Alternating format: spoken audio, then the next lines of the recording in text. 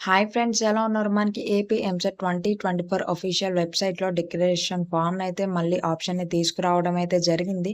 ఎందుకంటే మనకి రీసెంట్‌గా తెలంగాణ ఇంటర్ సప్లీ రిజల్ట్స్ అయితే రిలీజ్ చేశారు కదా! సో, తెలంగాణ స్టూడెంట్స్ ఎవరైనా ఏపీ ఎంసెట్ ఎగ్జామ్ రాసినట్లయితే వాళ్ళు డిక్లరేషన్‌లో ఐపీఈ మార్క్స్‌ని సబ్మిట్ చేయాలి కాబట్టి, వాళ్ళ కోసమైతే మళ్ళీ డిక్లరేషన్ ఫార్మ్ ఆప్షన్ అయితే తీసుకురావడం జరిగింది. సో, ఏపీ స్టూడెంట్స్ ఎవరైనా డిక్లరేషన్ ఇవ్వాలా? అక్కర్లేదా? అనే డౌట్ ఎవరికైనా ఉంటే గనక మీకు మీరే ఈజీగా అయితే చెక్ చేసుకోవచ్చు. ఎలా చెక్ చేసుకోవాలో నేను మీకు ఈ వీడియోలో అయితే చెప్తాను. సో, వీడియోని స్కిప్ చేయకుండా ఎండింగ్ వరకైతే చూడండి.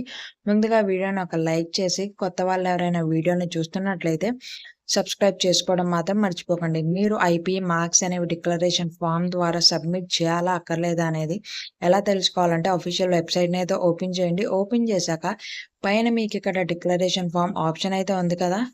సింపుల్‌గా దాని మీదైతే క్లిక్ చేయండి. క్లిక్ చేశాక ఇక్కడ మీరు మీ registration number, EAMCET hall ticket number, మీ మొబైల్ నంబర్ అయితే ఇచ్చేసి సెర్చ్ మీద అయితే క్లిక్ చేయాలి. మీరు ఐపీఈ మార్క్స్ అనేవి సబ్మిట్ చేయాల్సి ఉంటే గనక అక్కడ మీకు మార్క్స్ ఎంటర్ చేయమని పేజ్ అయితే ఓపెన్ అవుతది. అక్కర్లేనట్లయితే మీరు మార్క్స్ అనేవి ఇవ్వక్కర్లేదనైతే చూపిస్తది.